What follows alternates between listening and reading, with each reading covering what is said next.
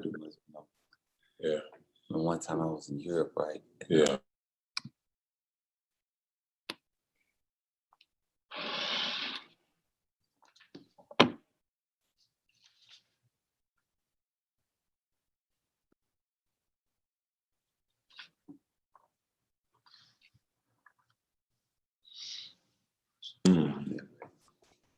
Jamal, what's up, bud? Hey, what's up, man? How are you? Jamal, how you doing? Is that Trey? Yes, sir. What's up, Trey? How you doing, man? How you doing today? I'm good, brother. I'm good. Good. Jack on, you on? We can see you clearly. Action. Jack used to this. You know how to use his Zoom stuff, don't you, Steve? I do it every day. Hey, man. Then who's Mars 7? I want who's Mars 7. Me, Who's me? Mahmoud. Oh, Mahmoud. We can't see. Mahmoud. You have to enable me. I figured that was Mahmoud, Mars 7. I figured that was Mahmoud. What's up, man? What's up, my brother? Hey, man. Nice to see you on the road, man. Being consistent, man, is an inspiration, brother. Keep it up. You definitely notice. And this is all the things that we've talked about. Of course. I appreciate you. Appreciate you more. There we go. There you There you go. And look, I even Hey, what's happening? Oh, he prayed it up too. I took a note out of Stephen Jackson's book. He prayed it up too. I like it. Okay, Smitty trying to get in too. Yes, sir. That's good, man. That's good. Boy, hey, it's a blessing. You still can grow your hair on that move. Look, man, I told my children, I said, look, we're going to have to, while I can grow it, let's take a interesting picture together. So all of them supposed to be growing theirs, and we're going to take a family picture. But after it grows back, I'm going back to my haircut. Yeah.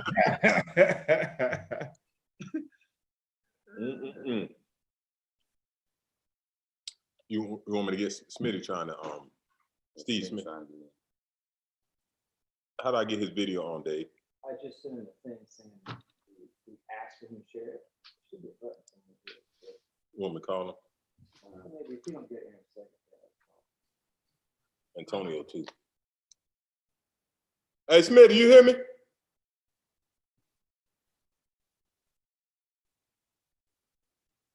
AD on too.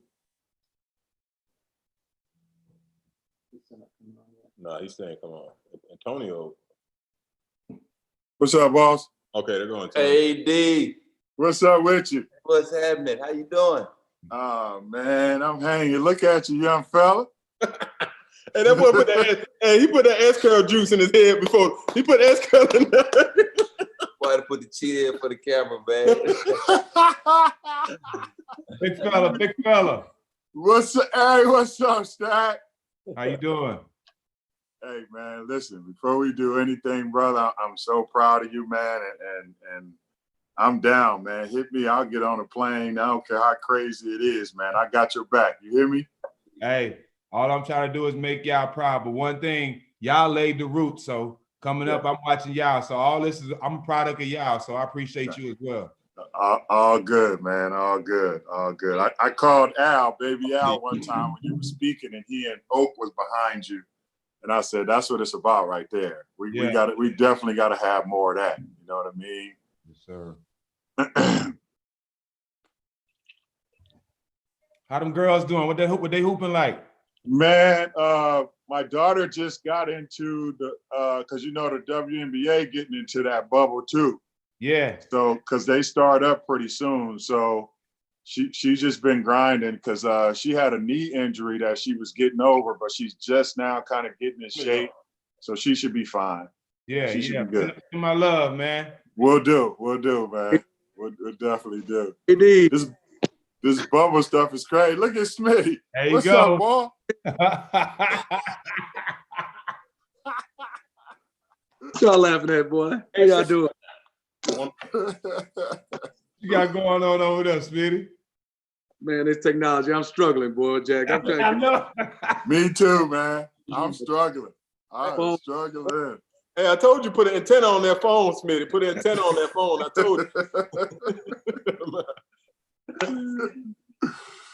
Oh man.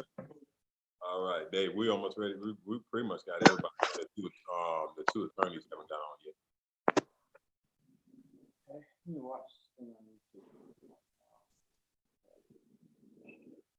Hey, so before we start, man, again, I just appreciate all y'all, man.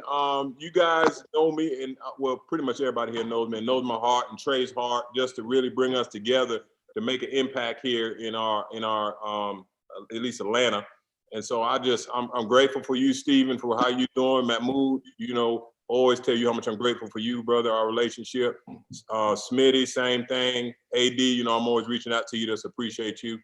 You know, I wish we could still hoop, but no, we can't do that. we can't do that no more. The knee's bad too. So, but Man. but I just appreciate y'all so much. Anything anybody want to say before we get going? No, I'm good, man.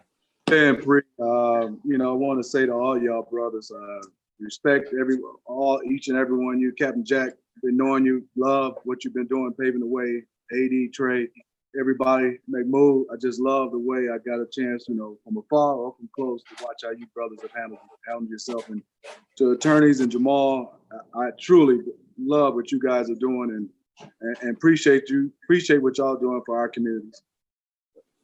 Okay, there go Justin, Attorney Miller on there. What's up, Justin? What's happening? What's happening, Trey Mo? What's up, Stack, Steve, My what's boy. happening?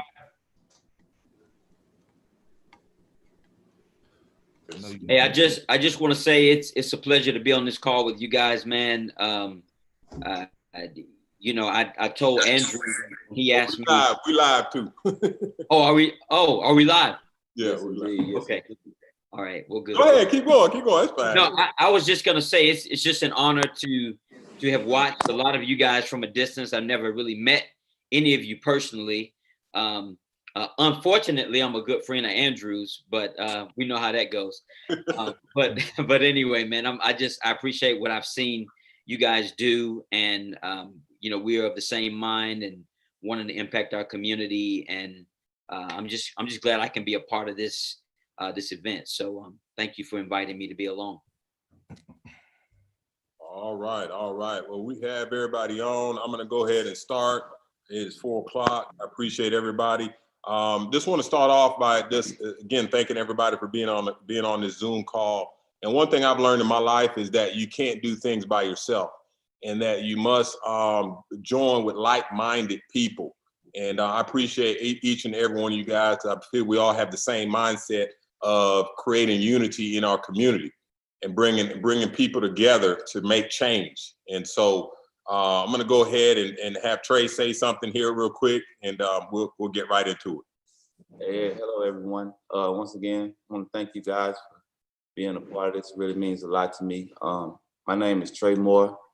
I had a long relationship with Floyd. That was my boy, 35 years. Like Jack said, man, we've been brothers forever. It just kind of touched me a different way, seeing what happened to him on TV. You know, like I said, I know his whole story from 7 to 8 years old to what we seen on TV. So I work with a lot of kids out here in Atlanta, work with a lot of kids all over, and just touched me, man. I just wanted to get the message out to the kids and the youth about the social injustice and unity and everything, the climate that we're in right now. So thank you guys for showing up, and we hope we can educate you guys and answer a lot of questions that we need to get answered, and just help each other get through this thing together. That's good. And y'all pray for Trey, because this is his first time on Zoom. So I know we all Yeah. I've been knowing Trey all my life, and that's the best he done spoke. Oh man, so we appreciate that. We're gonna get right into it, man. I want to just introduce. We have on the line here. We have brother Stephen Jackson. He's been doing a great thing in the community. We appreciate all that you're doing. Smitty, Steve Smith, good friend of mine, and he's always doing stuff in the community. Also Antonio Davis is on. Another good friend of mine, and is doing great stuff in the community. Mahmoud Raouf. I've known him for 20 some years. Great guy too, and is doing stuff in the community. And also my close friend, attorney Justin Miller, we have on the line, and we also have Pastor Jamal Baker on the line. So we appreciate everybody here. Wanted to introduce everybody. We're going to go right into the questions that we're going to bring up here in regards to this what we're talking about. The first question we want to bring out to Brother Mahmoud is racial injustice has risen to the forefront in one of the most dramatic ways in decades. Why do you think so many people have responded at this level around the world? Why do you think so many people have responded to in such a big way, Brother Mahmoud? You being pretty much the pioneer of this. So what would you say, sir? That's a great question. And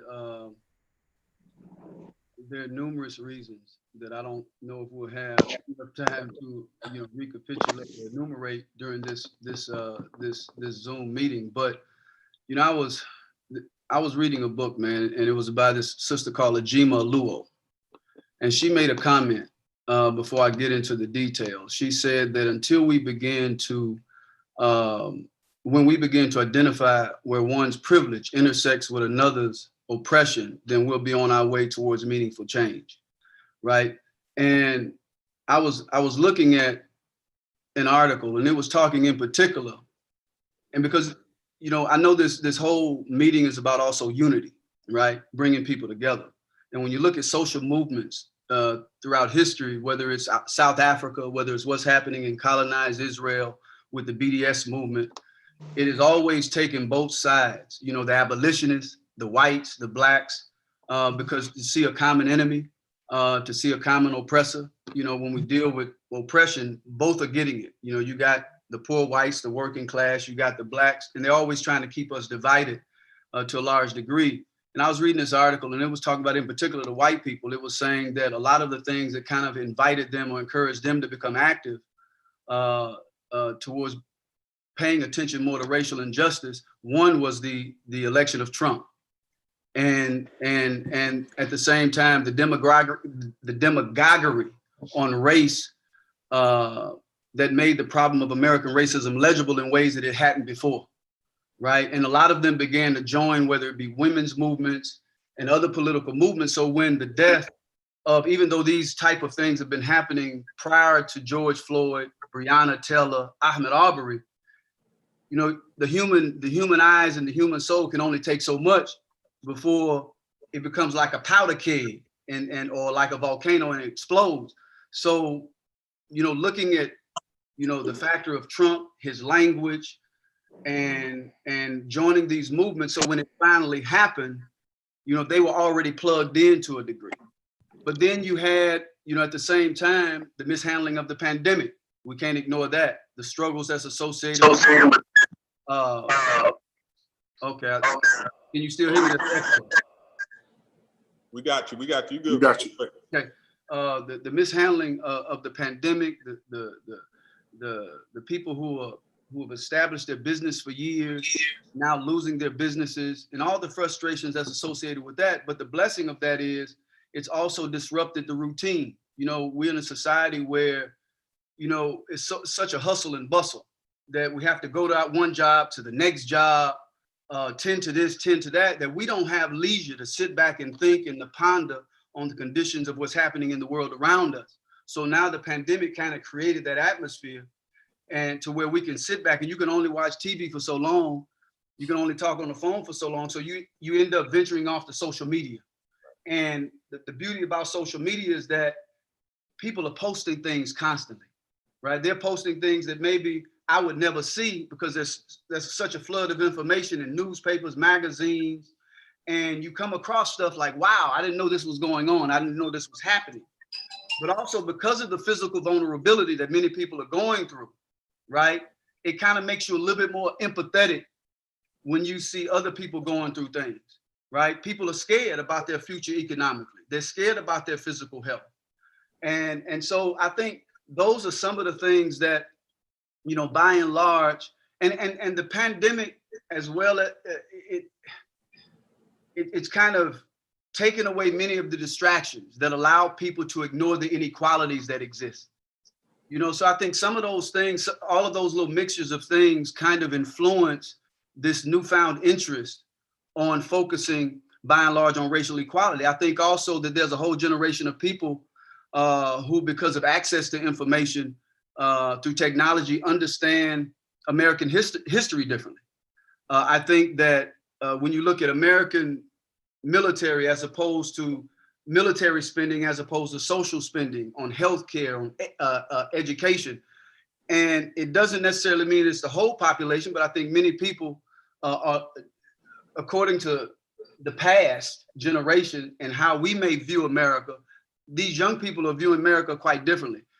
And just looking at the history, man, like I said before about South Africa, it wasn't until, and that's the beauty of when I first started with Ajima Luo, when she said it's not until we identify with one's oppression intersects, or one's privilege intersects with another's oppression, we won't be able to reach or strive towards meaningful change. The beauty is when you see all of these people in France and all these different countries, is this type of thing, right? When you can see that, man, even though the oppression is kind of, there's similarities in oppression, but there's also a uniqueness that African Americans have with oppression that other people don't have, but people can still relate. Like, man, what you going through, we're going through on this end and we're going through on that end. And this is sometimes what the system don't want you to see. They don't want you to come together and see that. And I think this is what kind of sparked and enhances change more than anything, is when you're able to connect the dots, not just domestically, but globally, and pull all that together, because this is what changed the eradication of apartheid in South Africa. When people saw the marching on Selma Bridge, they said, well, hold on, man, this is brutal, right? This is oppressive. And they said, they start linking that with Durham. We're going through the same things here in the society that we're living in. So for me, I think those are some of the things, Pre, that have sparked this newfound interest in racial equality, man. And people are just pretty much, you know, they're fed up and they're tired of being pacified. The media can't control the narrative like it did before. Right. Right. People have phones, they're videoing, they're showing these images. And these images are just, I mean, they're gruesome. You know what I'm saying? And so you can only swallow so much, right? And people are, and I think too, they're becoming more conscientious of, and you have a lot of people, and this is kind of radical. You know, Dr. Harry Edwards said there's a difference between change and progress. Not all change leads to progress. We're tired of people talking about, we're making changes, and they give us a lot of symbolisms over substance. Tear down a statue, right? Change the name of master bedroom, right? These are symbols, but it has nothing to do with substance. And so people becoming more aware of that, and we're tired of being pacified. But I think all of those things are leading to that. And there's a saying, I'm gonna end with this, man. There's a saying by Jasper Pure. He said, well, there's two. There's a saying that he says that to be calm, what must we forget to inhabit such a restful feeling? We've been pacified for so long and taught to be calm and patient, right? That we forgot. We literally forgot. And people are not, they're not going down that road anymore. They're not willing to be pacified anymore. And Huey P. Newton, man, is speaking about, he was speaking about reactionary suicide and revolutionary suicide, basically giving your life for a cause. And he said, it's not that we have a death wish. He said, it's quite the opposite, is that we have such a strong desire to live with peace and dignity that the existence without it is impossible. And so I think this is what's spurring, you know, what you're seeing now. People are just like, look, man, life ain't worth living without those things. And so I'm ready to go out swinging, you know, until we get what we want. And so I think those are some of the things that sparked it. Mahmoud, and that's why, you know, one of the biggest reasons we're having this, as we unite, we come together. I just want to see if anybody wants to expound on what Mahmoud said there. Anybody, as we go into the second question there.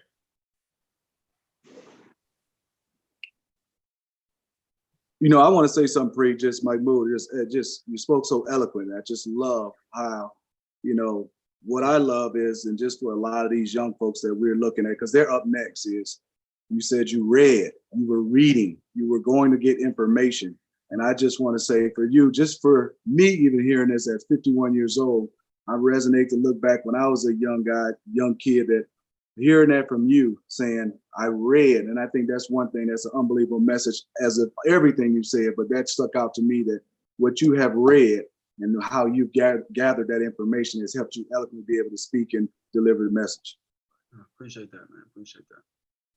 Yeah. And I tell you, there's one person on this call that taught me how to read, to be honest with you. so at 18 years old, so I'm being transparent, but I ain't gonna go too much further than that. That's a true story. Let them know the truth. But yeah, man. So we appreciate you guys. So we can go to the second question, and I believe that's Smitty. You got the second question? Yes, Pre. Okay, all right. So it was, what are some of the most important lessons that we need to teach our kids about how they should engage their world in this environment that we're in right today? You know, I think we start off, and I'm humbly want to say, you know, at this age, there's a lot of us, especially as brothers, and yes, we have a lot to teach. But I wanted to start off to saying they're teaching us a lot.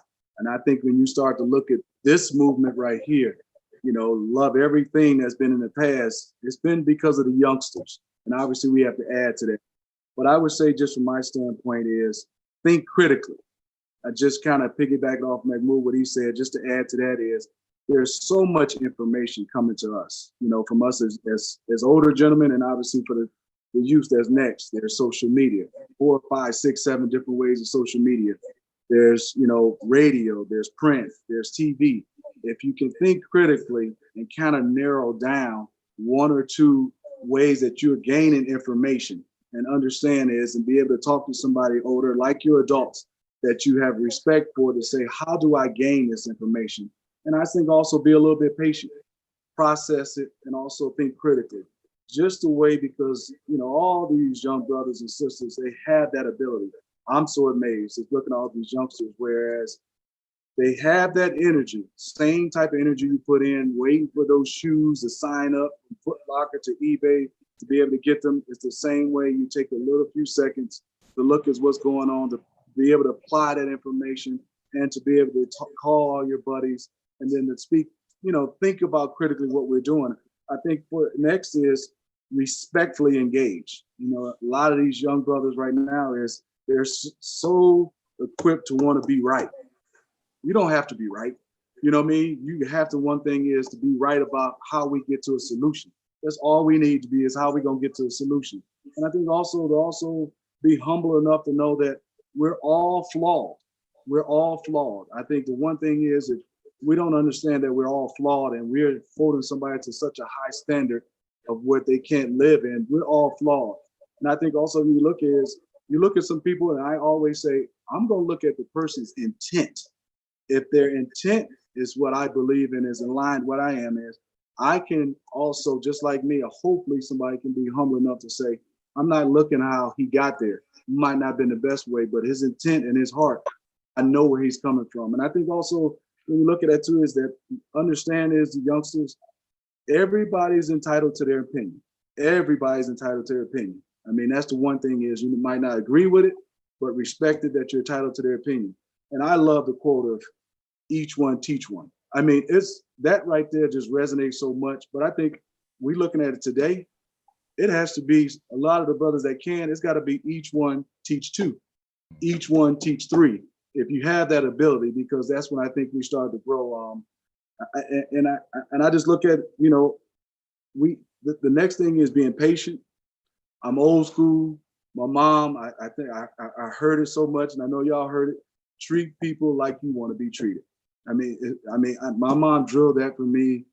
But that, Mom, I got it. But if you look back now at 51, I'm going back to that. Treat people how you want to be treated. And once again, I just thanks Pre, Trey, Captain Jack, AD, Mahmoud, all you guys, Jamal, and attorney. Thanks for having me on here. Awesome. I would say this too. If you're talking about how to make sure people get home from police interaction, you know, that's changed because we used to tell kids, and I mean, people would tell me, my parents, you know, do what they say and you'll get home. You know, you said respect them or they'll respect you and you'll make it home. And now we're seeing that that doesn't necessarily mean that we're going to make it home. And I think that's one of the sad things about all of this is that the things we've been taught and the things we've been telling our kids are not necessarily the same things that are going to get us by going forward at this point. We saw with George Floyd, he complied and he still died. And we've seen that countless other times. And so while I will say to the youth, the best way to do it is to comply, get home, and then call somebody like me so we can go after the police, right?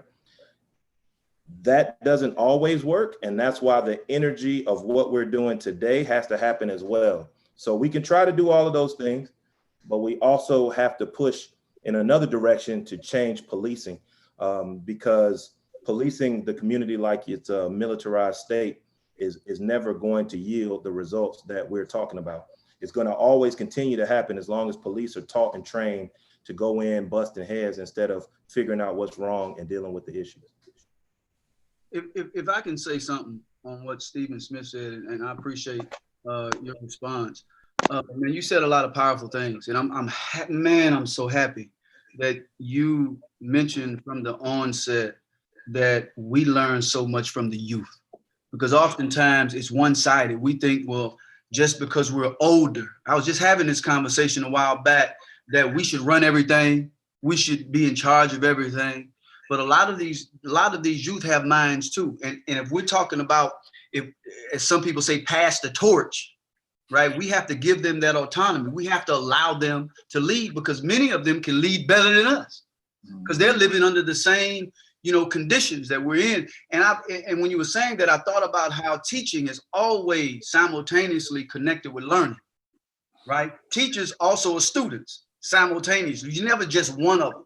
And you can always learn from people. And, thinking critically, I'm not going to go through your whole speech, but thinking critically. And it made me think of this book. It's called The White Architects of Black Education. And the guy in there said something very powerful, talking about the embrace of colonialism or the establishment of colonialism or oppression or whatever. He said, and it's something that we all got to remember. He said the textbook was used as often as the bullet in establishing what we have today. So thinking critically has to be key. Frederick Douglass said, knowledge doesn't befit a man to be a slave. And so these are all of these leaders that came before us. These young people now are saying the same thing: respect for dialogue, humility. And I'm gonna end with this, because all of what you said, man, was just, my mind was just racing. And there's this quote that said, because you talked about how we have to be respectful, and we might not always agree with each other, which is key. And there's this saying I know a lot of you have heard: we have to learn to agree to disagree. Mm-hmm. But there's an ending, as long as our disagreement isn't rooted in our oppression. That's when the dynamics change. But just beautiful, man. I love what you had to say, both of you. And Pre, I wanted Jack to talk about this, because we've been out in all these places, and he's been shooting more than me. When I go home, he stays, and then I come back and he's still there. I mean, this is every time. And so the people I'm seeing, the energy I'm getting, this is all from young people. Like Mahmoud said, this is all young energy. I feel like our job is to help direct that energy into different places, but this is not us, this is them. And so what I always say is the new leaders are gonna come. The young people who are out there today, the new leaders are in there somewhere. We just have to kind of help develop them and help direct their energy. And then once they get it, they're going to run with it. So I love it. I agree with you that youth energy is what we need right now. That's so good. That's so good, Justin, because one of the things I always say is that we have to reach back. And so who have you mentored lately? You have to carry somebody with you. To raise your kids that's your job. But to raise somebody else's kid that's what we are called to do, is to help, especially kids that don't have fathers in the household. A lot of that's going on, and if we could do that, that would be huge. And so I appreciate what you said there, Justin. That's very, very good. Anybody else want to expound on Matt Moore? We might as well start class. Let Matt Moore be the teacher. Because For real, bro. No, You know what I'm saying? no. Don't put me on the spot like that. Hey, I want to touch on that. The youth is woke. The youth is very woke. Yeah. A lot of times when you see when they try to sabotage our marches, they try to sabotage our rallies and put pallets of bricks in the middle of nowhere. It's the youth that's putting it on Instagram. It's the youth that's putting it on Facebook. So they the ones are really behind this movement. They the ones that's really standing up. If you go to all these marches, even when I was in Minnesota from day one, it was the youth out there tearing shit up. I'm just being honest, you know. So the youth really, they're tired. They're tired of seeing the grandmothers. They're tired of hearing them stories from them about how they used to live and what they couldn't do and how they was restricted from life. And it's a new day. And I'm proud to lead them because I'm tired myself.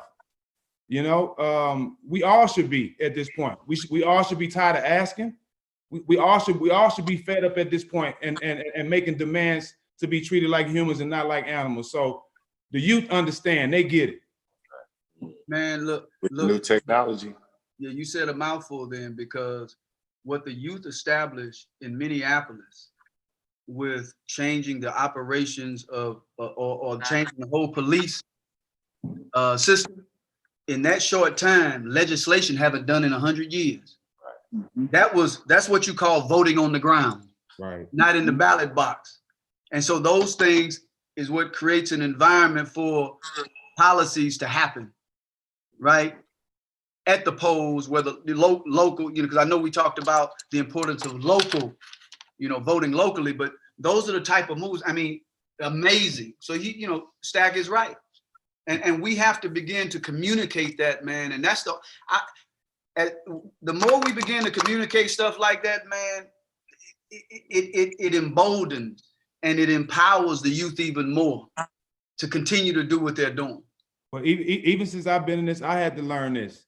You know, and we always talk about how racism starts at the top, and that's why we got to fight for the mayor, the police chief, all these local spots, because when you look at it, a long line of family that's been having these positions, and they just been passing them down. They've been passing them down, and they keep that racist attitude in their family, and they keep these jobs between them. Well, when we get our races in there, different races, and people to speak up for us, then that's how we actually gonna get equality. But my move, just like you and Steve said, I had to learn that.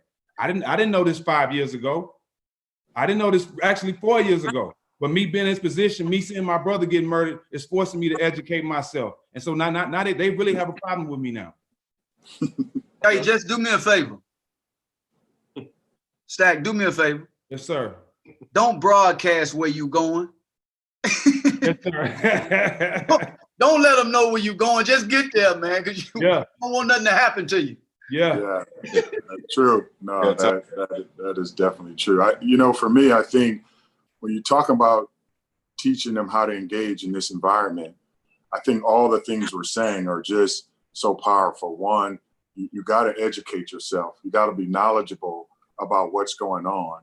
And then the other thing is, like Steve said, you got to think about it. You know, with all this information going on out there, you got to make sure that you engage. If you're out there and you're marching or whatever, you have one thing on your mind. What are we trying to get done today? And don't deviate from that, because there will be a pile of bricks here. There will be other people doing other things to pull you away. But you just can't let it happen. And I think as men, like we are now, we have to continue to educate, not just ours, but any young Black man we see out there and anybody else who will listen to us. We got to make sure we use our voices too, because I think sometimes we don't realize the power that we have and the things that we've seen and the connections that we've made. Yeah. So, I mean, I wasn't on social media. I never was, but I've been around Oakland. I've been talking to some powerful people. And I was like, man, I have got to get on, because the stuff that I even know and the stuff that I've heard, hopefully will be valuable as these young people are doing their thing. And I have to stop thinking that you know, I don't have a voice and I don't have things that can help them kind of get to that next point. So I think it's critical for us to continue to come together and speak on the same accord. You know, we can talk about unity today. We talk about energy the next day. We talk about the way we think and educating ourselves the next day, and just continue on giving them these powerful messages as they are out there with all this energy. You know, we're so laid back because we want to make sure things are being done the right way. And I was telling Stack before, I'm just so proud of him showing it's really the connection between, you know, us, Steve, and the young people, is having a guy like Stack in the middle who is now getting educated, but now has the energy to go out and show them how to actually get things done. So I'm super excited about this movement. And if nothing else, you know, I tell my son now too, and just like the attorney was saying, it's not just about complying. It's about really thinking about this environment. If you're stopped in a car, if you're walking down the street, if somebody accused you of something, your first reaction can't be this built up, you know, anger. It has to be, well, what do I need to do to get out of this situation? And if something happens, then I'll go tell the appropriate people and we can get some things done. So I've been preaching that to my son for a while now. And I think it's, you know, that message is sticking in his head. And we continue having those conversations about all different things, because he's running into things now that I didn't know he would, but it's out there and we have to continue to educate. You know, you said something, man, and one thing I tell my children, and I said, I was thinking about it because you can be the most diplomatic, you can be angry, and nowadays, and it's like my brother said earlier, that sometimes it don't work, no matter how nice you are, how polite you are. I said, we need to start name dropping. And I literally told my children, when you know you're going to be traveling through certain areas, learn the name of the police chief. That's it. Hey man, hey, how's such and such doing? Yeah, we do, even if you don't know him. That's what I do. Right? Hey man, hey, how's Chief such and such, man? You know, now they might be, oh, he knows the chief. Right. He knows this person. Sometimes you got to play that game just to survive. But we tired of surviving. We want to live, but you got to be smart. And I do it. Learn who they are. I'm in New York driving. If I know I'm going through the Bronx, if I know I'm going through, hey man, such and such, Chief Johnson. Hey man, yeah, we just played golf the other day, you know, whatever. Oh, they might be a little bit more hesitant in fooling with you. You gotta right. be smart. Hey, Ramu, that's a good point, right? The other night I got off the plane, and I got off the plane probably about 12-ish, and when I got down the street that is close to my house, and a police they ran the siren, start running me down, right? But I kept speeding because I was like, I'm not stopping in the dark like this. I'm not stopping. So what I did is I was able to get on my street. I said, let me get on my street, because if I get on my street, at least my neighbors will see the lights and everything, right? And as soon as she pulled up, I name dropped, right? And I'm telling you, it made a big difference. So, I grab my stuff before they even get there, and I throw my hands out the window, and I'm just like this the whole time. Right. You gotta be. It's the whole time. You can't say I was reaching for anything. Right. Hey, I wanna kind of piggyback on something that I heard Brother Stephen Jackson say, that because we're talking about some of our encouragement to youth and in encouraging them to go certain directions. And I just been reflecting on some things relative to even some of the issues as it relates to having Black leadership, because that, I think, one layer at those local levels is having good and competent Black leadership. But one of the things that the youth also need to recognize is the need to also hold Black leadership accountable when Black leadership gets into power, because, you know, I'm from Atlanta. You know, I have never known anything other than Black leadership. But I spent a number of years working out in a more suburban area, and I came back to pastor literally in the neighborhood that I grew up in. And I'm looking at the neighborhood going, how did this successful middle class Black neighborhood now become the hood under Black leadership? And so I'm looking at that saying, wait a second, there's still some issues of, problem when Blacks also get in power.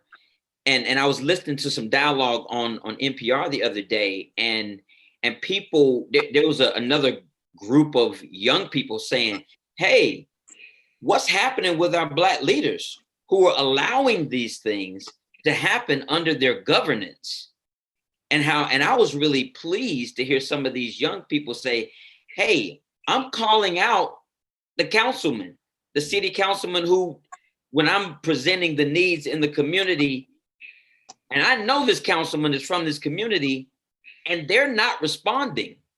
So we're also looking at voting you out. So that's another layer here, that it's not really enough to elect Black leadership. The Black leadership that gets elected also has to be held accountable. Yeah, for doing what you committed to do, because there's a dynamic that I have seen not only in our community, but I've witnessed this around the world. I mean, I've spent a lot of time, in African nations, and even lived in an African nation for some time. And I've recognized sometimes there's this dynamic that happens when power changes. And oftentimes the treatment under that new leadership now is same racial, but now it becomes classes. Mm-hmm. And so that's something that I think we've got to help young people be able to recognize and say, hey, you've got to be able to call this out when you see this too. So those are some things that I thought about as Brother Jackson was talking, that's just another layer that we need to also encourage our young people to be aware of as a potential problem. And one thing I saying, I'm in the slums. I'm with the guys in the hood every day. And two things I understand that they don't understand. One, we can't have Black people in office like the guy in Louisville, who's supposed to be, he's Black in office and he's supposed to be arresting those cops, but he's too busy having a engagement party with his Caucasian wife and her whole family. We can't have people like that in office. So that's a different situation too, when we talk about people of color. Second, it's an answer to that. And a lot of guys in the hood don't understand that when we able to develop our neighborhoods, when we're able to develop the people, then that'll change. We won't have no hoods. We won't have no slums. It won't be no ghettos, because they spend money developing these arenas for all this stuff and developing all these buildings and these new apartment buildings, but they're not developing the people. So when we can force them to start developing the people and start developing money and business in our own neighborhoods, it won't be no ghettos, it won't be no slums, but they don't understand that. But see, when I talk to them, I can get them to understand things like that, but nobody is talking to them like that. Nobody is trying to help them understand things like that. So now I'm guys that's on the block that's all fighting for $5. They starting to understand, well, hey, it is a plan. It is something that we can do. It is things that we can start understanding to build our neighborhood up and stop killing each other. But nobody not having these conversations with them. And when we start, things will start to change that way too. Yeah. Stack, you said something that made me think about. You said until you begin to develop the hood, and these things will change. And it reminds me of what Amos and Wilson talked about, because oftentimes we'll build up our economy. It made me think of 1921, Black Wall Street. Right, they had all of those things, but one of the things that they were missing also, as Amos and Wilson talks about, and this becomes radical. People want to run away from radical changes, but it was radicalness that caused America to become what it was when it broke away from the British, right?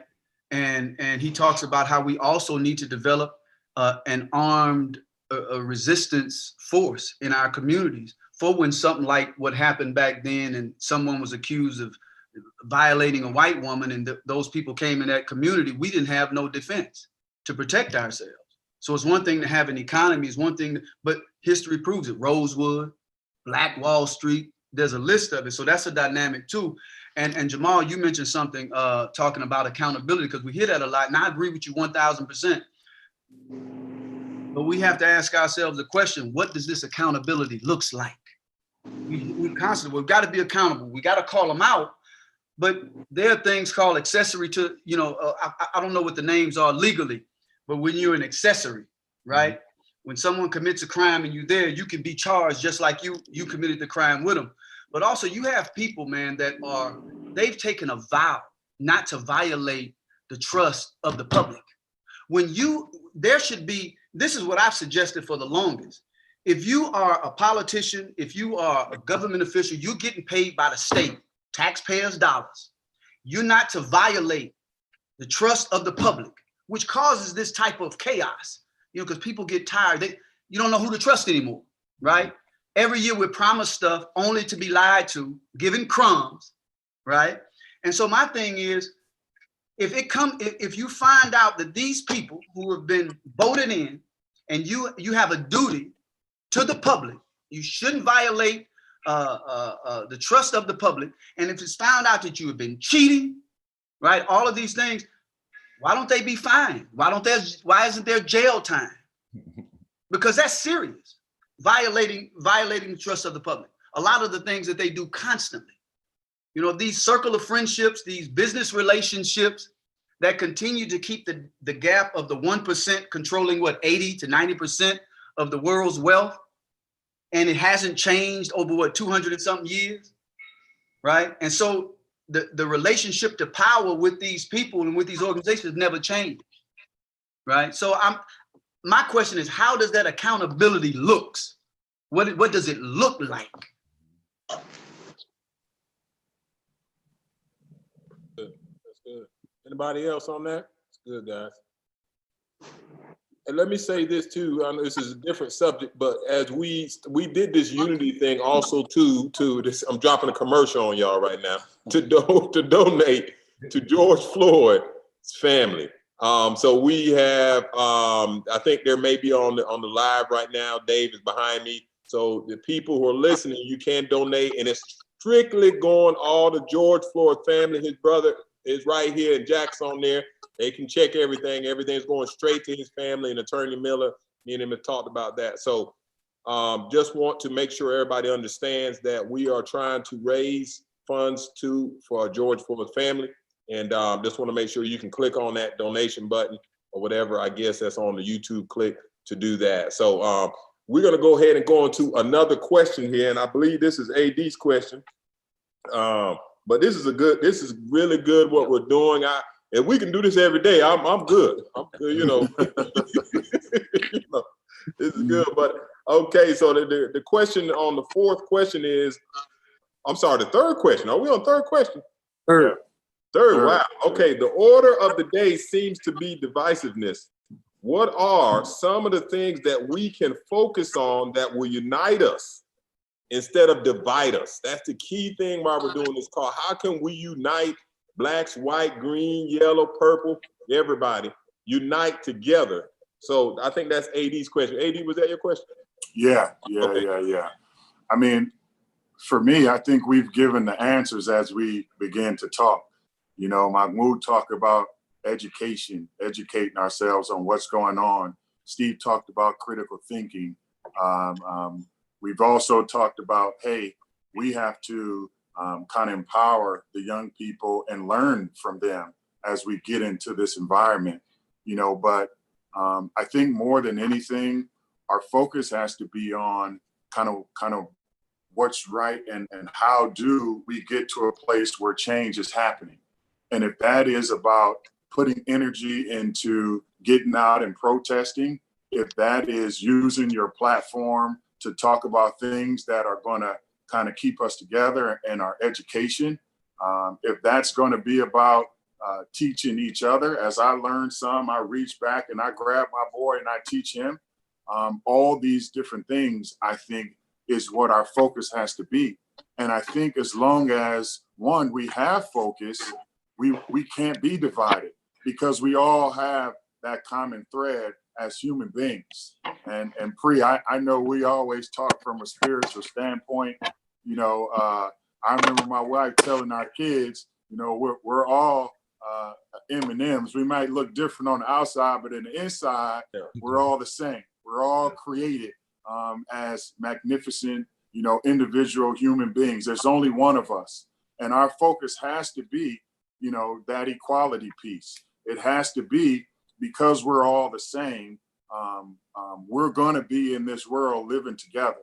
And the thing that hurts me the most is that, you know, I often think, is it going to take, you know, something like, you know, one of these sci-fi movies where, you know, race isn't going to matter. You know, there's another being on this earth. Now all of a sudden we singing Kumbaya together.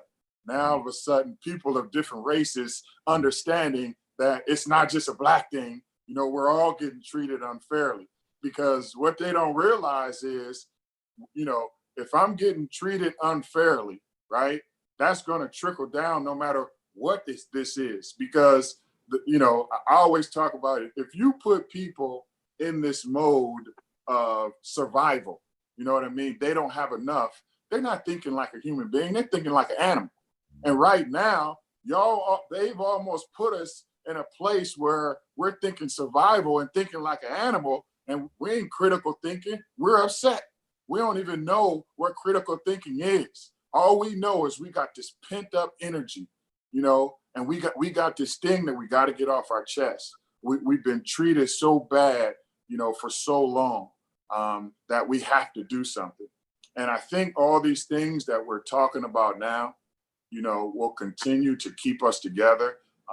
As we talked about having this one focus of unity, people have to understand that this is bigger than, you know, this change, even if it's just a little bit each and every day, is going to be bigger than, and I'm sure that's what Stack is fighting for, bigger than one death, you know, because before that one death, there was millions of others.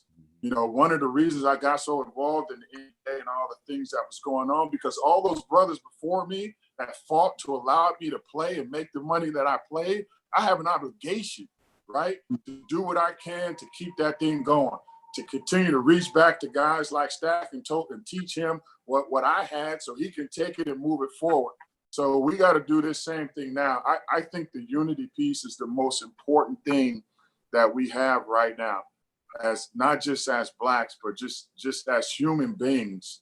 We have to stick together and form a new way of thinking, because just like Stack said, all these things get passed down and passed down and passed down. It gets to the point, can you even blame some of the people who are who have this racism mentality when that's all that they've seen and known throughout these generations? They kind of think that's the way it should be, right? And until we stick together and tell them that there's something different, they're going to continue to think that way. And I'm just one to believe that, listen, I don't care what happened. And this isn't just about skin color. This is just about being right. And as a spiritual man, I do believe that if we don't get it together, Big Daddy gonna come down and slap all of us. And he ain't gonna care what color you are. He don't care about none of that. It's gonna be very important for us to stick together during this time. And I'm so excited about these type of conversations and what we think about it as Black men and my movement. I got to tell you, I don't know if you got a podcast or something, bro, but I can listen to you talk all day. You know what I'm saying? It makes me want to go back and read more. And I have to admit this in front of you brothers. Like, there's so much that I've learned over these past few months. I mean, Juneteenth, Black Wall Street, I heard it, right? But then again, we talk about having this knowledge. Like, I spent a whole day just going through Juneteenth. I spent a whole day on, I heard Shannon Sharp, my brother, talk about, you know, the flag and all this. And yes, there was Black people that fought, came home and still weren't free. And you ask, why are we angry? Come on, bro. You should ask why we're not angry. Why haven't we started tearing stuff up? We should be tearing stuff up. Give us some credit for not acting on our anger and being critical thinkers and not doing what's in our nature, right? Because now you done turned us into animals, right? And unless you want to see, see this lion come out in me, you better start listening to what I got to say, right? Because at least now I'm old enough where I could sit back and start thinking about it. But my son ain't like that. My son ready to fly off the handle because all he knows is he's pissed too. Because he's had conversations with my grandma, with my mom, with everybody. He understands it. So if nothing else, man, I don't even know how anybody could now be divided. But I think the one thing that I guess as I was watching some of the stuff unfold on TV, and again, we got to be very careful about what we let into our mind through our eyes and our ears, and how the media will portray certain things. We have to understand and give some grace to people who are angry. Because, they would say, oh, the looting is disrupting this movement and blah, blah, blah. Maybe it is. But right now, I'm going to give everybody some grace because we're all ticked off. We're all pissed off, and now we have to now gather ourselves and say, hey, what is it going to take for us to make some real change, right? We got to get out there and talk like Stack. We got to back each other up with attorneys. We got to be smart about how we go about our day. Each one has to teach one. We got to read a book. Like there's so many things that we have to do, and it is so critical that we do those things today, not just as Black men, but white men and Mexican men on down the line, because I'm telling you, we're going to find ourselves in trouble if we don't get this thing right. That's good. That's And I good. wanted to add, MD snuck on, y'all. He snuck on the MD, what up, boy? MD! I've been on. I wanted to just add to what AD was saying. That looting, that's part of that energy. I wasn't upset with it. I don't want to see anything looted. I don't want to see anyone hurt, but that's just energy. And so it's our job to move that energy wherever. That was energy in its rawest, purest form. And we need to keep that momentum going. The youth will step up to lead and to focus it. Stack is out here focusing. I'm trying to focus it. We are all doing our part to focus it, but that's not a bad thing in my opinion. Right. The CNN Center, when they broke that sign at CNN the next day, it was back perfectly fixed. Looked beautiful, looked the same, like it never got fixed. So why were we tripping over it in the first place? You know what I mean? That was dumb to me. I want to say this right here, because it is not, and white people I know a lot of, white, of course we all do, they have said to me, is this a Black thing? And I say, no, it's not a Black thing. This is everybody versus racism. It's not Black versus white. It's everybody versus racism. It's everybody versus crooked cops. It's everybody versus bad laws. It's everybody versus politicians who are stagnant. It's everybody versus qualified immunity. It's us against the system, and us is everyone. The youth have shown us when we go to these rallies, there are people of all colors out there, everybody pushing in the same direction. And so that shows me that they got it together better than we got it together. The issues that we have with older Black folks and white folks, and I'm talking about older, like our parents' age, their parents' age, those issues are slowly changing because the youth, the young people who we have today who are coming up, they are on it. And I think they're more together than we've ever been as far as racially. And hopefully that just continues as they get older so that we see a change in all of that. If I can also, man, just chime in a little bit, because Anthony, you're talking about how, it's important that we give everyone, even those who are out there tearing up property, giving everyone grace, because people are frustrated, they're angry. And anger is a great emotional tool. The Black Panthers talked about how they use rage. For first, James Baldwin said, if you Black living in this country, you're almost always in a rage. But they talked about how emotions could be used as a political tool, and how even rage could be used as a political tool. And sometimes, they want to pacify us and trick us. They're very sophisticated with language, right? And have us thinking, well, this is something that we shouldn't be doing. Like, say, you don't want to hurt anybody, but at the same time, we're tired of being hurt. And it just blows my, and we have to find a way, you said it, to channel this anger and have them understand, well, your anger is a good thing, but let it benefit you. Don't let it destroy you. And it blows my mind when I hear, I'm listening to the media and they using the same sentence. Well, we know there's a lot of injustice, but protest peacefully. That don't even exist in biology. It don't exist in nature. If I'm unjust to my body, I'm feeding my body the wrong things, my body's gonna catch a cold, pneumonia, it's gonna catch a sore throat, I'm gonna catch cancer. It's gonna let me know. Nature is that way. You got acid rain, all of these things begin to happen when you start corrupting the earth, but you expect us, beating us upside the head, denying us access to this, access to that, but yet be peaceful. That's pacifying. And we can't fall for the trickery. And so many do. So I thought that was beautiful, that you brought that up. And AKA the smoke screen. That's really the same thing. My whole movement is built off love for all who have love for all. And it's just that simple. They want to make it rocket science. It's real simple. Treat people how you want to be treated. And I'm fine with standing with all races. But with all races that standing with me, you got to stand with me pushing the evil out. I'm only standing with the right. I'm only standing with the righteous. You know what I mean? And righteous come in all races, all colors. And that's what I'm standing with. That's right. Or step to the side. Right.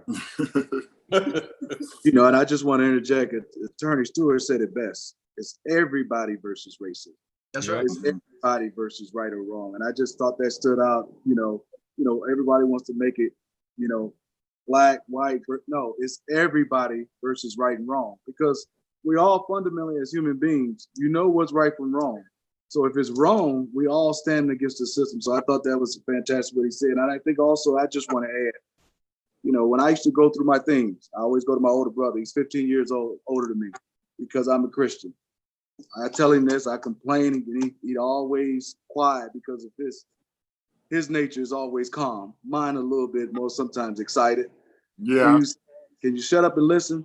All your answers is in the Bible. So go get it. And so that's the one thing he always used to tell me, go find your answers. And so I just want to say is all you guys are saying is I'm getting chills with this, everything y'all saying, because this is something we all need.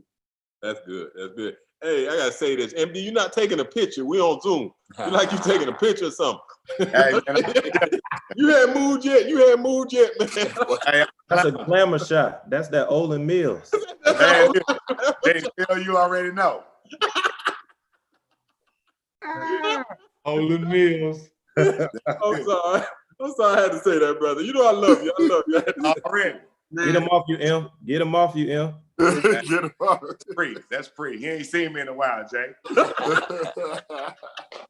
Yeah, man. I just want to kind of piggyback off also Steve Smith, what he said earlier, man. Just for all of us to be on this platform, it's been very thought-provoking, insightful, and it's the type of thing that, like Anthony said, man, makes you want to go back. And every time you engage with people that are, genuine, that are really seeking to know, and not just to know for the sake of knowing, but knowing for the sake of doing something about it.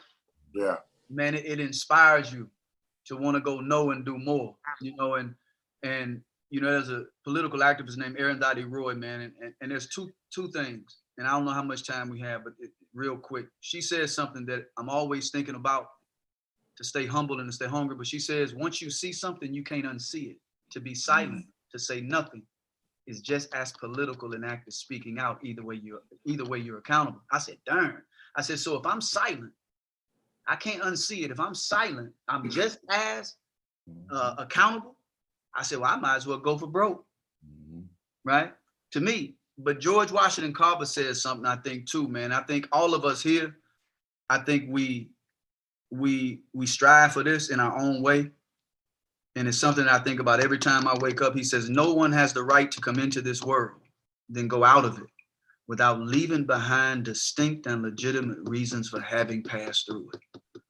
And there's no better way to leave. And so if you're going to leave a legacy worth leaving. And I don't think there's no better legacy than the fight for the right for human dignity of all human beings. You know, there's a saying that the goal in life is to find your gift.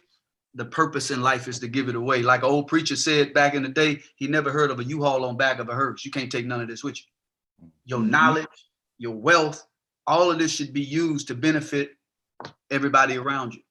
Otherwise, you live the wasted existence. So man, all of this has been beautiful and it's definitely inspiring. I just want to thank all of you, man, from the bottom of my heart. Thank you. Yeah. That's good. Hey, this is great, man. And you know, I always tell people, you know, always be empathetic, because if Trey, when Trey came to me and I saw how he was hurt, it hurt me. You see what I'm saying? And I think that in life, we have a way of just turning the other way and not really empathizing for my brother that's hurting. You know what I'm saying? If George Floyd is younger than me, if he was my little brother, I'd be going crazy. But I believe that in life, we must empathize for every single person. That could be your son. You know, that could be your son. And so I just think that it's so important that we're talking about unity, and we're talking about how our youth can be the change, that we make sure that we implement, as we're talking about our next, we're going to have a big unity rally we're trying to do it September 12th from 4 to 7th. Hopefully with Corona, you know, we'll be all right. But we really want to create implementation to reach to our youth and really push what we're trying to talk about here is coming together. So I wanted to say that. Anybody got anything they want to add? We're gonna go to this fourth question here. Yes, man. I swear I ain't trying to monopolize. Keep going. So much stuff is being said, man. You said something, and I think that's very key. He is our brother. He is our son. Yeah. And that's the way we got to begin to see it, because we become so desensitized to killing and murder. It's all around us. You know, I talk about it a lot when I go speak, and I say we become so desensitized. We don't view death the same. Like, this is our conversation. Hey, man, you know, George Floyd passed away, got killed. Oh, my goodness. Man, may God have mercy on his soul, man. I hope his family, you know, gets through this, you know, all right. Hey, man, what you doing, lady? You want to go shoot some pool? We don't think about, okay, how did this death affect George Floyd? Was he the sole breadwinner? If he was, how's it going to affect his wife, his children? What's the emotional cost? What's the social cost? What's the psychological cost in losing a soul like that? We don't think about death to that extent. So that's why it's easy to write it off. We have to look at each person. When we look at them like, man, I have to look at you like we vision becoming successful, like we could see ourselves becoming successful, like to where we get out there and we work for it. Same thing. When I look at you, I see me. I see my son. Right. I see it like so clearly. And that keeps us angry. And that anger is going to fuel us to continue to move forward and not to allow these type of movements, which was why I love what you're doing, Stack. You're constantly on the road. You're constantly out there, because so many, when it's time to go back to work, and I understand that people got to make a living, but we recede in the backdrop, and they know this. Now that's going to die down, and we lose sustaining these type of movements. But until we begin to look at each other like, no, man, that is my brother. That is my son. That is my father. And see it with a clarity, we'll continue. It'll hit us for a minute, and then we on to the next death. We on to the next murder until millions are murdered. And then we have to wait another 100 years before something like this happens. And you know, it's so good, Matt, what you say, because Attorney Miller told me about 2-3 weeks ago, he said, help me keep the gas on. Help me keep the gas on the pedal for what we're talking about. And that's why I'm grateful that I was able to speak to y'all, and me and Trey talk, and we all come together, but to be consistent about this movement and continue to, you know, Stack, you're doing an amazing job just out there pushing, man. And so we got to understand, man, we all got to do our part. It's so important. Our youth need that. Our youth really need that. They need, you know, the guidance. They have the technology now that we didn't have coming up. Right. So they have a little more insight on everything that's going on, that's happening in the world. So as long as we keep visualizing, the youth keep visualizing things that's happening, and like you said, on YouTube, videoing with their phone. You know, the technology is there. We didn't have this all before. So we had to endure everything that was being done to us. We couldn't tell nobody because we didn't know how they were going to react if we told them, because they were just as afraid as the officers, police, as well as we were. So we didn't have that understanding. Now, like Justin said, tell somebody, let somebody know what's going on and relay the information. But at the time that it's happening, you can't be angry, you can't be mad. You have to accept what is being told to you or what is being said to you, and then you take that and then you allow somebody else to handle the situation for you. Where we was coming up, we wanted to handle the situation ourselves. That's what got a lot of us, killed, locked up in bad situations. But the youth, their understanding, they're not going to take what we took. They're not going to allow that to happen to us much longer. And like Jack, going out, letting these youngsters know that you have a voice, that somebody's going to listen to you. Somebody will hear what you have to say. Back in the day, nobody really wanted to hear, or they heard it, but they didn't do anything about it. Now people are doing something about it. And we are the ones who need to help these youngsters, like you say, get over that hurdle so our grandkids and kids don't have to go through that. That's good, man. That's good. It truly is about our kids and our grandkids, And I know, Brother Jamal, he has probably about 27 kids. But we'll keep that between us. Yeah, we'll keep that between us. But hey, we're gonna go to this next question here. Question number 4. This for Stack here. Our youth can be the change. Our youth can be the change. How can we empower our kids to be in the forefront of leading the way? And that's question number 4. Well, I think for the most part, all you gotta do is open your eyes. Like Mahmoud said now, and somebody else said, just open your eyes. When you look at these marches, it's kids out there. And this is why I'm looking to offend people and why I'm not holding my punches. Because you have kids out there that's marching. You have families that's never made $1 million, that's never made $100,000 in their life, but they out there risking it all. How can I not?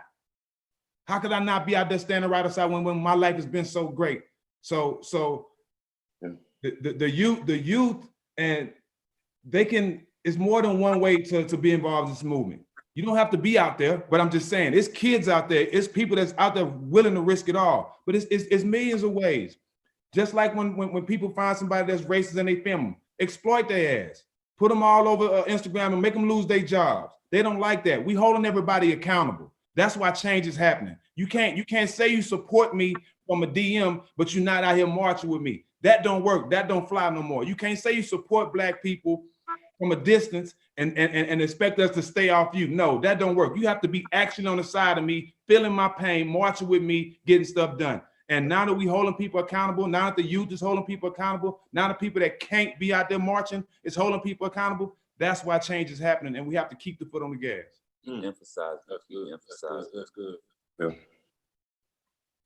That's good. Trey, you want to say something? No. Oh, okay. I'm listening and learning. Educational. It's very educational.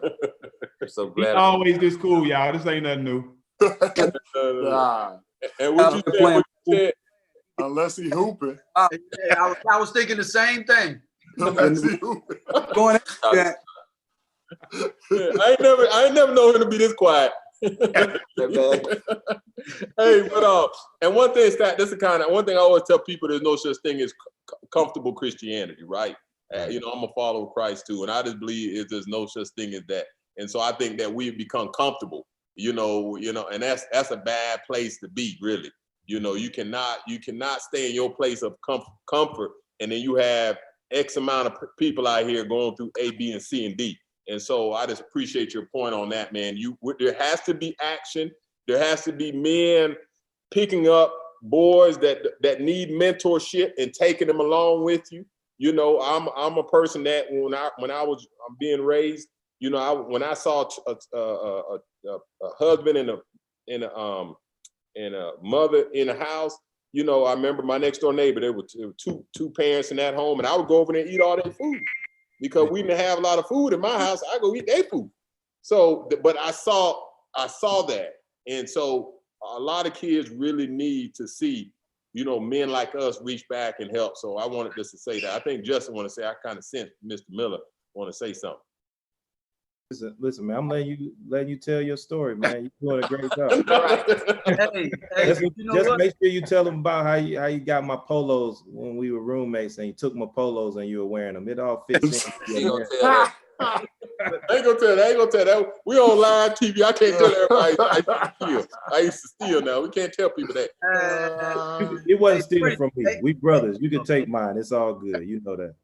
yeah, Pre, man, you said something that was powerful, and even though I'm not a Christian, man, I love truth where I find it.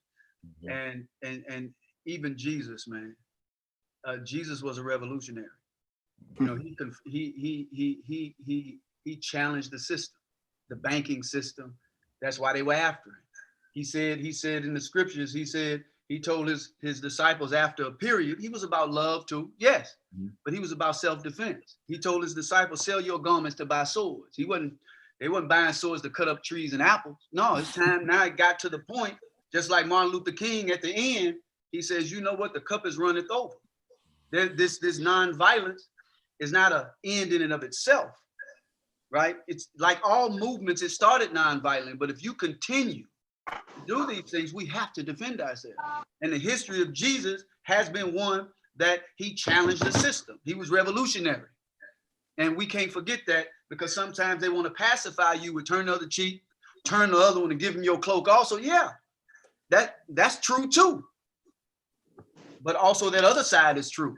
There comes a time when, okay, the human being can only take so much, and you are in your right by God to defend yourself. So I'm glad y'all brought that up. That's good. That's good. There was so many cheeks she could turn. Got two, don't MD? Well, you got both. That's what I say. Get two more. Yeah. Yeah. All right. We're gonna go to our last question here, and this is for Brother Jamal here, Pastor Jamal. It says, "What is the inheritance that we want to leave our kids and our grandkids? What is the inheritance that we want to leave for our kids?" I'm sorry. Remember, I already told y'all that one of the people on here taught me how to read when I was 18. So sorry about that. Y'all go ahead. No, thank you, man. Man, this has just been an amazing discussion on so many different levels. I hope you guys can hear me, but I've been having some issues with internet. As Andrew knows, I only have 5 kids, and they're all on devices somewhere right in now. This house. Yeah, right this minute. Right this minute. And I'm trusting that most of them are watching this, but no guarantees there. Get your coat hanger. Get one of them coat hangers and put it on the phone right there. Yeah, that's yeah, right. I thought you may get the coat hanger to spank them.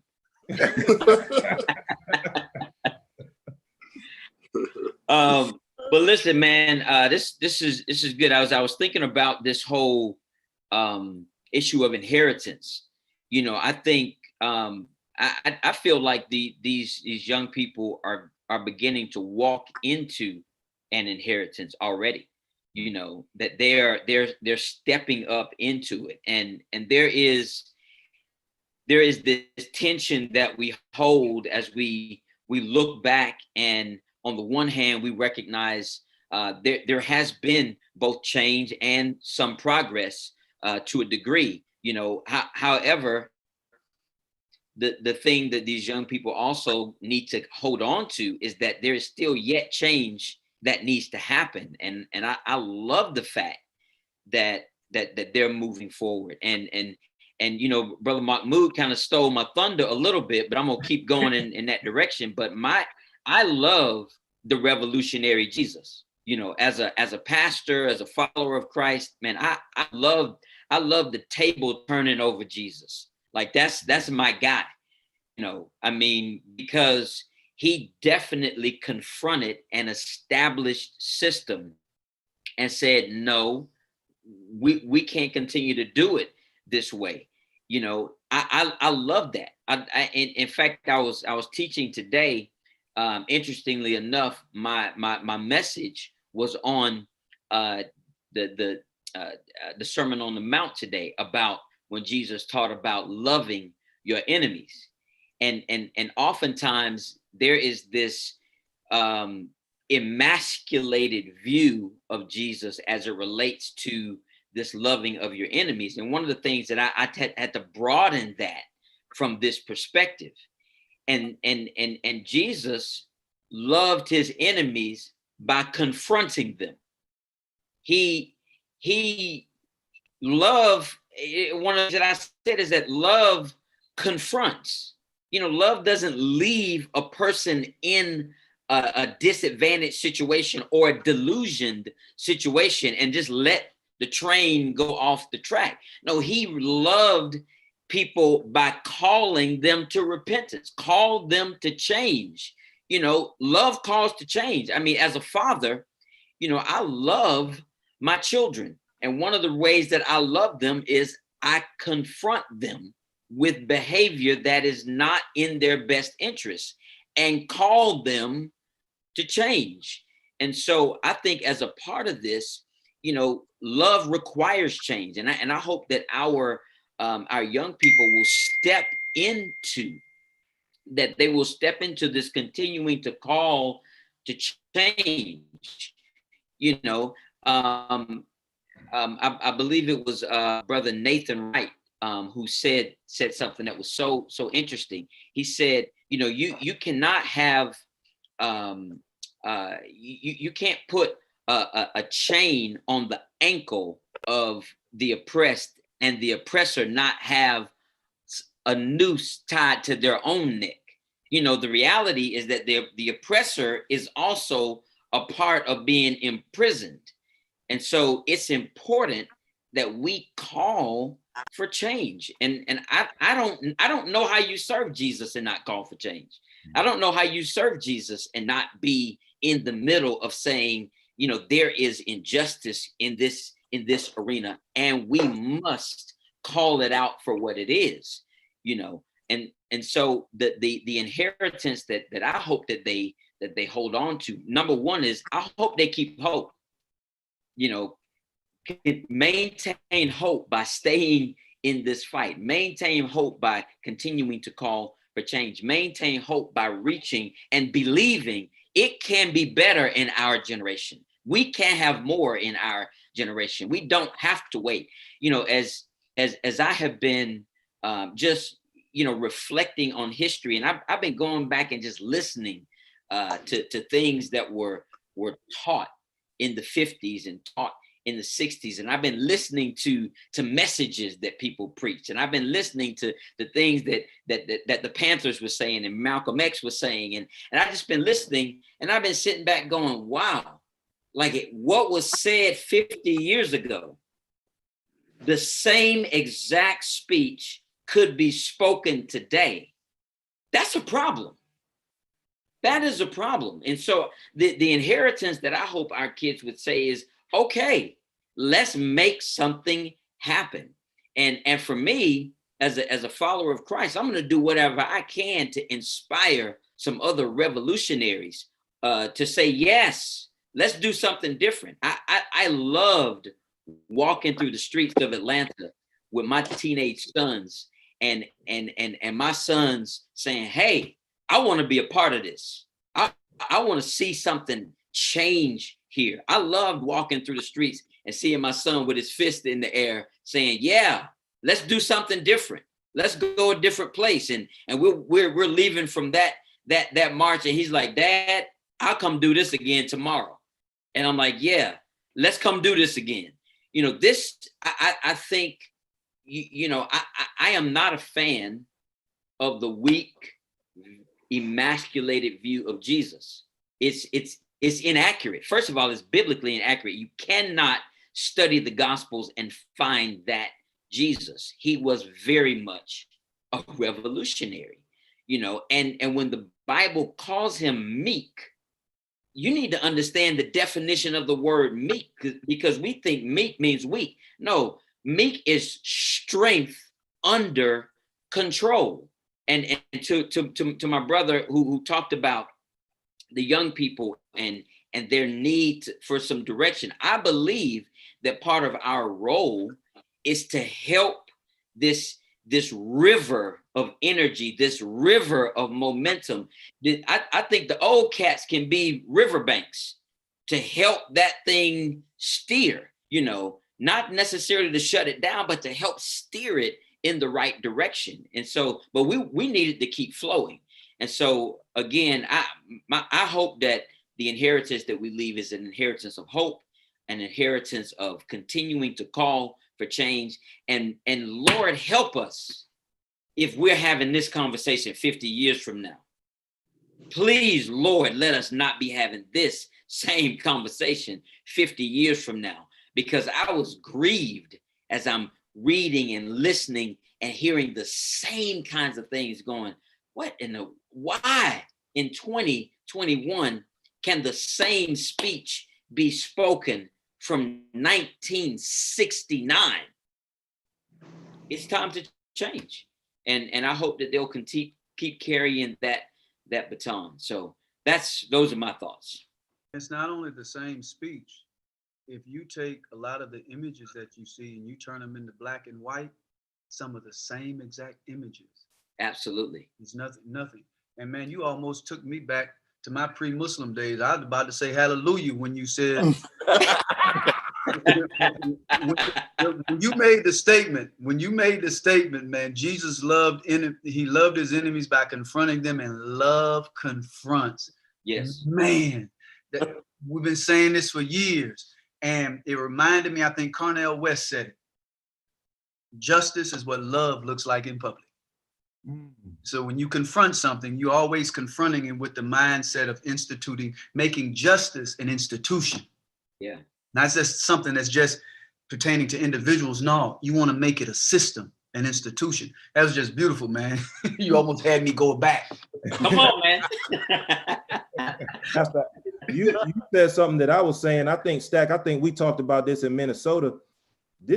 Nothing has really changed, in my opinion, from 1969 until now. It's all pretty much the same. They cover a lot more stuff up, but it's pretty much the same. The only difference is the technology is better now. So we're seeing more of what's happening now, but the same things were happening from the 60s until now. So now you got camera phones and you got instant access to media to show the whole world what's going on. And then you got people like Stack who can boost what you're showing and show it to 1 million more people. But back then they didn't have it. You just got killed on the side of the road and the police said whatever they said, and that was the end of it. So you were spot on with that, man. It's a different world because of the media, and we have to use that to our advantage. And I think the kids are doing that. Even with technology, though, they still hiding it. Since my brother's been murdered, it's been over 180 shootings or murders by police. So they still hiding it. So that's a reason for us to go harder. Just alone, that stat alone, it's a reason for us to go harder. That's right. Yep. That's right. Yeah. Man, this is beautiful, y'all. This is beautiful, man. This is great. This is really. I could go another hour. I love this guy. Hey, I just want to go around the room and just last words as we're upon our time here. I know some of y'all have some chitlins y'all got to eat. I think Steve ice cream bell just came on. Y'all heard that bell? That was Steve ice cream bell. Steve ice cream.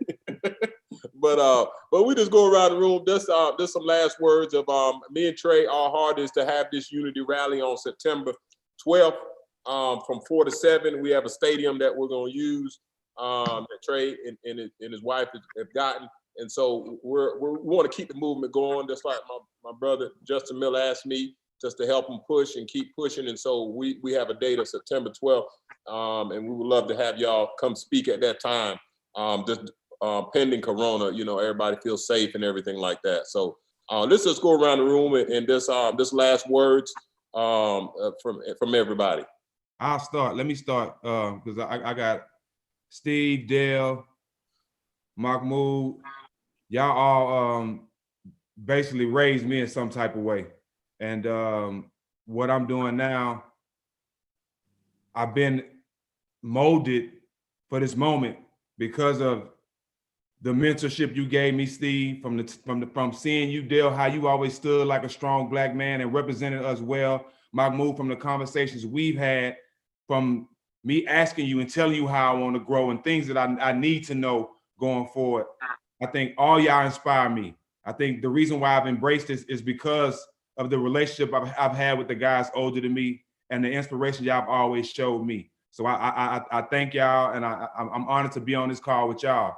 Justin, I think what you and Chris are doing, I think that gave me more momentum to have y'all in Minnesota standing with me side by side and having some smart brothers knowing what they talking about, where I can be me and I don't have to be something I'm not. That gave me more momentum to fight. That gave me more motivation to fight.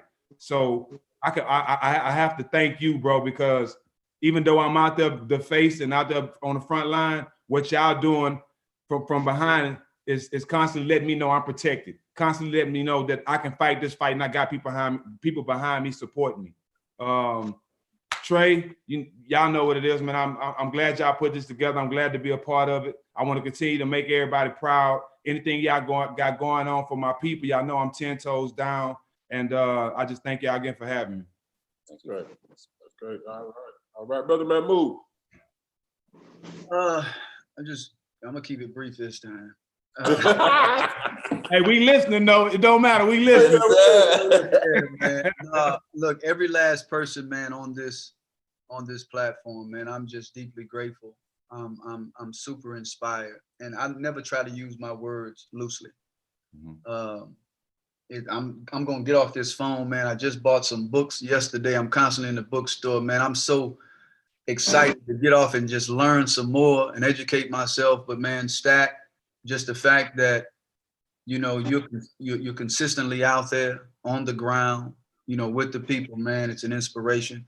The fact that here we are, a lot of us are athletes, all of us were athletes, and this worn out narrative that, kind of like the blonde back in the day, that blondes wasn't intelligent, like athletes don't have a mind of their own, can't think, and just to be on this platform, because many of us, we didn't, during the season, we didn't make this opportunity to sit down and have these type of dialogues. So, we didn't know what each one had to offer in terms of information, but man, just to sit here and listen to everybody sounding so articulate, thought-provoking, it constantly gives me hope, and it destroys, and even though we know the older we get, but destroys the narrative that people get out there about us.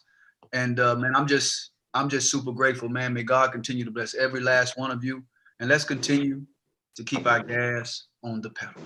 That's right. Right, AD, somebody got their grass cutting or something out there. Sound like somebody grass. That ain't me, bro. That is not. That is not. That probably Smitty. Yeah. So always on me, free. You always on me. Smitty got them landscapers back there. You know what I'm saying? AD, go ahead with your last words, brother.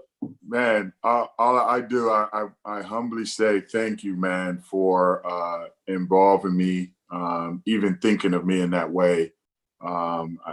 This here has, taking my my thoughts to a whole nother level about kind of what needs to be done and how it needs to be done.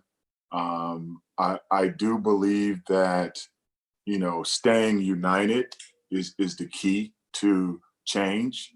And I think the one thing that I'm taking from this today, amongst many other things that Mahmoud said, was we have to stay so connected to what's going on that we feel every time we see something, that's my brother, that's my dad, that's my son, because that's the only way we're going to be able to keep pushing forward and not let this thing fall in the back, is that we see it and it touches us in a way to make us want to say something, to give us some energy, to encourage the young people, to guide, to lead, to continue to wake up every day and do the things that we need to do. And I think the other thing that Smitty said too is we have to be very critical thinkers, man. We just have to. And I'm such a, even more so now, trying to understand what that means and how I can actively be a part of the solution and actively be a part of change. I'm right here. I'm in Oakland, California now, and I'm sure we all grew up in a neighborhood that, warrants us to get out, roll up our sleeves, and do something. And there's so many issues going on here, man. I wake up every day, and it's almost like I can't breathe and I can't function. I'm in, homeless encampments and all of that. And this virus, has made it so bad that people are losing hope, man, and it's so important for us as we are united, as we are talking, as we are uplifting. Again, don't let anybody tell you your words and your actions aren't powerful. I gain strength by you brothers. I thank God for you brothers. And I wish blessings upon blessings. And as we move forward, let's not forget that it only takes a little bit to create a big change. So if it's saying a word, if it's pushing young people, if it's guiding, if it's teaching somebody else, if it's grabbing somebody, whatever it is, you make sure you do something every day, no matter how small, to create that big change. Hey, AD, thank you so much. All right, Smith. First of all, I want to start off and say I love y'all. Love all of y'all. And I mean, I just Same here, man. And I want to say, start off with you, Captain Jack. I'm so proud of you. Just like the days we go back to our San Antonio days, when I got a chance to watch you go from that level of opportunity, and we're talking basketball now, I got the same proudness right now and even more to see you. So I loved all our talks, loved everything, and then to see you put all this to action on and off the court. So I want to tell you that. I love you. Justin, everything you're doing, all you brothers, Mark, AD, Trey, Pre, I love you guys. Something's been on my heart. I'll tell you this. I go back to my neighborhoods in the east side of Detroit, and a pillar of my neighborhood told me this. He said, Steve, your energy to come back to see these young brothers play and be around, I love it. But don't forget, you got to have that same energy to come back to see our young sisters and what they're doing. Come watch them when they're doing their gymnastics. Come watch when they're at recitals. And I want to leave that to your heart, because we all get excited. But our young brothers in sports and other things they're doing, and we tailgate, we come back, we had these conversations. But please, for all of us to give that same energy to our young sisters and what they're doing. And I just want to say, love y'all. Accountable. Jack said that. That's one thing I want to be. And love you guys, and us stay united. Love you too, Smitty. Yeah, love you too. Yeah, I got 3 daughters, bro, so I ain't got no choice. I gotta be that. You know what I'm saying? Yeah, but I just no choice. We do, you do, but I didn't have daughters, and I need myself. I'm only speaking myself to do more, but wanted to get that message out. I hear you. I appreciate it, bro. Love you too, Steve. Brother Attorney Miller. Wait a minute, Bree. You sure you love me, AD? Because the way you used to elbow me when we played. I want to make sure. That was business, bro. Hey, no, that ain't personal. Love confronts. There you go. Yeah. I just wanted to make sure. That makes you better. Hey, it was so crazy, man. You know what?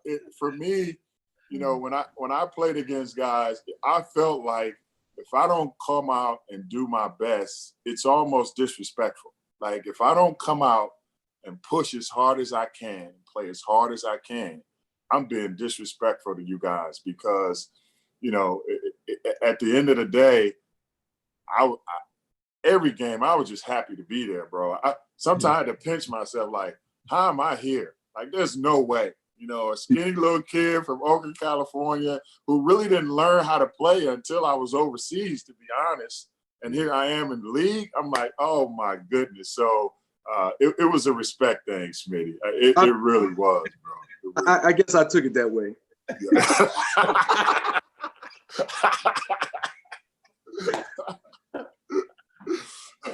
That's amazing. That's amazing. All right, Attorney Miller.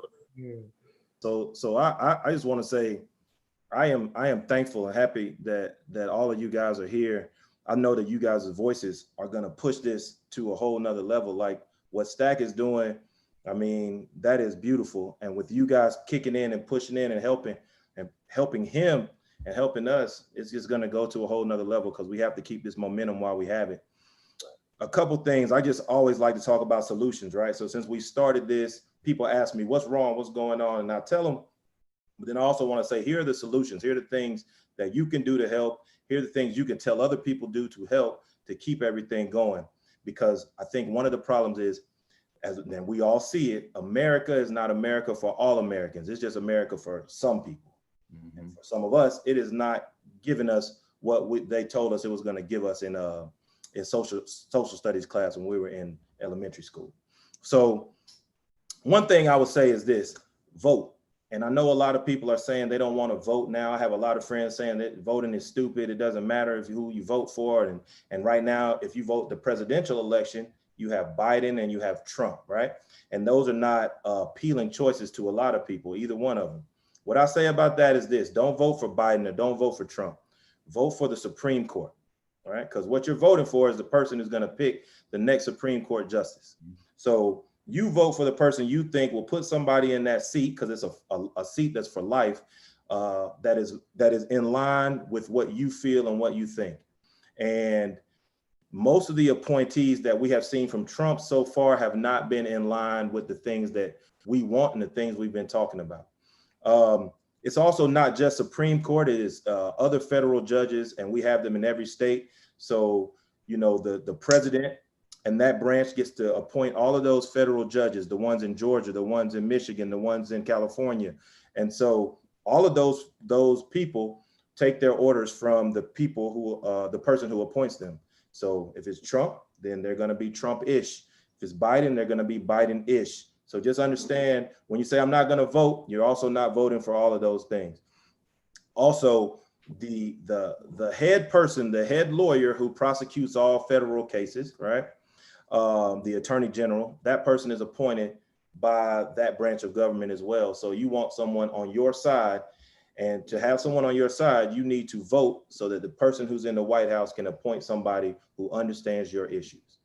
That's number one with voting. The second thing with voting is it's even more important to vote on the local level than it is on the national level, because on the local level, it's like we're dealing with George Floyd and Ahmaud Arbery's case and Rayshard Brooks's case here in Atlanta. The people who are making decisions about whether to indict the police, lock them up, the person who's going to make the decision on whether they stay in jail, these people are all local level people who you can vote for. So you can vote for a district attorney, you can vote for judges, you can vote for politicians who make the laws that say if a cop does something wrong, you can go after him.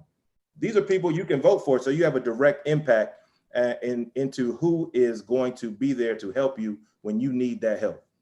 So like Pastor said, in Atlanta, we have a lot of people that look like us because we're the ones who are voting these people into office. But in other places, we have to coalesce and come together and vote these people into office as well. So always think about that. When you hear somebody say, I'm not going to vote, it doesn't matter, please tell them it does matter. And these are the reasons it matters. And if you ever have a question or an issue about that, talk to me, find me, hit me up, and I will explain it 1,000 times because it's very, very, very important. And then the last thing I want to say is, and going back to the beginning of what we said, if you are ever in a situation where you are mistreated by the police or you feel like you don't have a voice and a say and you don't know what to do, you can try to get in contact with me. I don't know, Andrew, if you are putting my information somewhere so people can get in contact with me, but what we try to do when that situation happens, we want to get the police fired. We want to get them arrested. We want to get them convicted. We want to see them do the same time that they would do as if we did it. So if I kill somebody, I want the same thing to happen to that police officer. And then the last thing we want to do is make sure that we have some kind of reparations for that family, because I'm not sure who said it earlier, but that family is going to lose a lot immediately, right when that person is dead. They lose, you know, all of the income that person brought in, all of the love, all of the support. So we have to be there to step in. So if you have any questions about that, please get in contact with me. Thank you. And I just want everybody to keep pushing. And thank you guys, man. That's good. That's good. I'm gonna go and give everybody your cell phone number, your address, everything on live here. I got 6 cell phones now. It's all good. Let's do it. That's good. But that's Stewart Stewart and Miller trial lawyers, attorneys they're on IG, right? Just on IG. Yeah. It's on IG right now. Stewart Trial Attorneys. My IG is jmilleresq at Instagram. You can DM me at any time, and I'll talk to anybody about anything, especially this stuff. So I'm here if anybody needs me. And Stack, and everybody knows this guy. Stack has like, how many? You got like 8 million followers now. You got more than Kanye. Yeah, I wish. Yeah, he killing now. So if you can't find me, find him. He knows how to find me. He can text me, you know, instantly. He all over my page. He all over my page. We are pushing in the same direction. So let's just keep moving. This is a movement. The thing that I'm gonna stop talking because I'm starting to feel like Brother Mahmoud over here. The one thing I want to say is this: my heart. This stuff hurts my heart because, you know, it is personal. Every single time you are talking to people's families and children and friends and loved ones, and so it's not just a job; it's a personal thing. So it ain't just we're trying to do something because it's our job. We're doing this because we love everybody, and we feel like we want to do what we can do to help too. So let's keep pushing forward. And if you need me, I'm here. That's right. That's right. All right, MD. You ain't taking no photo now. You can talk. Holding the mills. Yo, Phone on mute, bro. Hold on. Come on, bro. I thought you the one that had that lawnmower in the back, but it was Smitty though. Yeah, it was Smitty. MD, unmute yourself. Oh, there you go. There you go. MD, there you go. Yeah. Hey, man, like everyone said, it was a pleasure just being on here with you guys and using this platform, you know, as athletes, like Mark said, you know, they felt like we were just basketball players, but our voice and who we are, you know, says a lot, and people listen to, you know, what we have to say. So as AD said as well, we have to keep letting these youngsters know that we're behind them. And if we can give them any type of knowledge, any type of substance on what's going on or how to act or how to, you know, control themselves in public, we need to do that because we all is one. You know, we all need each other, but those youngsters really need us, you know, to guide them in the right direction. Brother Jamal, sir. Listen, I just want to say thank you for, you know, even allowing me to be on this platform with you guys. Unlike what Brother Mahmoud said, I am the one non-athlete on this call. I'm the 5'3" pastor that I could not get into the NBA if I had dreamt it. You know, Spud did it, but I wasn't on Spud's level. But anyway, I'm so glad that I just had this opportunity just to be with you guys. What I tell you, there's so many takeaways from me. I love the collaboration. I love the diversity of thought, you know, the diversity of energy and motivation that we have here, the different areas of expertise. I mean, I'm looking at Jackson. To me, he's like, you know, he's like the Marine.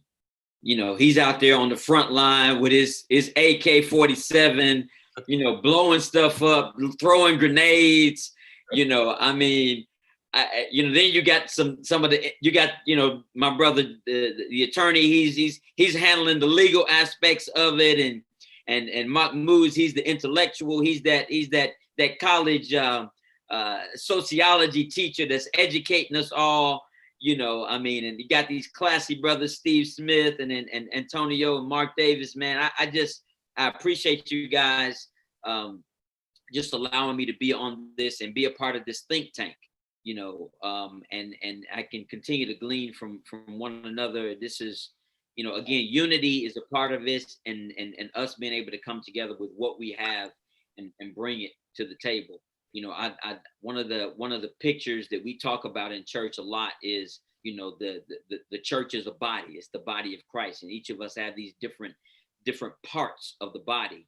And one of us might be a foot, one of us might be a hand, one of us might be a leg or shin, but our connectedness to each other is what makes us effective. And so I just want to encourage us to stay connected in some way, because we need what each other brings to the table, and we need to stay unified, and we need to lean on each other. So, you know, Andrew, they call you Pre. I didn't know nothing about Pre, man, until I got on the call with these brothers. So I just know you as Andrew. Well, So, we will talk about that on a different day. yeah, we're talking about. I need to know the origin of this Pre thing. Yeah, I'm sure there's a story behind this. Pre-dog. But I appreciate your vision, and Trey, man, I appreciate you guys just wanting to be out there on the ground and make some things happen for young people. So let's just keep moving forward, guys, and do our part in this, and continue to get better, and let iron sharpen iron in this whole process. So thanks again for the invitation. It's been an honor to be on this platform with you guys. It truly has. Look, Pastor, you're the how do I say this? You're the spiritual athlete. You're shooting jumpers and crossing over in enlightening people. You're the 5'3" Muggsy Bogues. I'll take it. I'll take it. Bogues wasn't no joke. No. Yeah. That's it. All right, Trey gonna say something, y'all. He finally gonna talk. Hey, this has been very, very good, man. Thank you guys, man. This has been very educational, man, for me. Just to hear you guys' outlook on everything. My boy Floyd, he would want me and Jack to be doing this. He would want us to keep his name alive, man. This is my brother. He's nothing but a positive guy, regardless of what people trying to spread about the guy. I've been knowing him, like I said, I know his whole story. And he 150% would want us to do this and keep his name going. I'm 100% in, man, with these kids. I'm in the field. I'm on the front line with Jack. I'm 10 toes in, man. I'm behind you guys. I hope we can keep this going and emphasize and just keep our foot on the gas. And thank you guys so much. I love every one of you brothers. I learned so much today. Just sitting back listening and just getting another view on stuff. So thank you guys again for taking the time out and just taking the time out and just helping me get through this. Thank you guys so much. Free. He did better than Russell Simmons on Comedy Jam. You know, thank y'all for coming out. Have a good day. God bless you. God bless. Good night. Hey, you getting ready to start. You getting ready to get your own podcast. There it is. I gotta have you on there with me though, bro. Hey, Russ Simmons ain't had no S curl like this though. Oh, Smith, you see his S curl? There we go. Hey, I can't let you do my boy Trey like that. I'm telling y'all. It's the two things he always had. Basketball game and good hair. That's his claim to fame. My dad was blessed game, dog. Hey, on the Elbow You in the Throat podcast. Hey, one last time, man. Thank everybody. I want to thank also TSF for allowing us to use their YouTube. Yes, and we appreciate Boss and Josh, man. We appreciate you guys. Love you guys, man. We're going to do something again September 12th. Reminder to make a donation. Where's it at, Dave? It's on the About tab. This is on the About tab, and all that funds will go directly to the Floyd family. I don't think none of us on this platform, none of us need any money. It's all going to the Floyd family. So just want you guys to know that. And we sincerely appreciate everybody on this call. Thank you for taking the time away from your family to do this. And we appreciate everybody listening in. Hey, Stack, why don't you close out, man, with your hashtag, man? I think it's fitting. Love for all who have love for all. It is. Already. God bless, bro. Love y'all, man. Appreciate it. Love y'all, man. Be good. Be safe. Stay safe. Take care, brothers. Stay safe.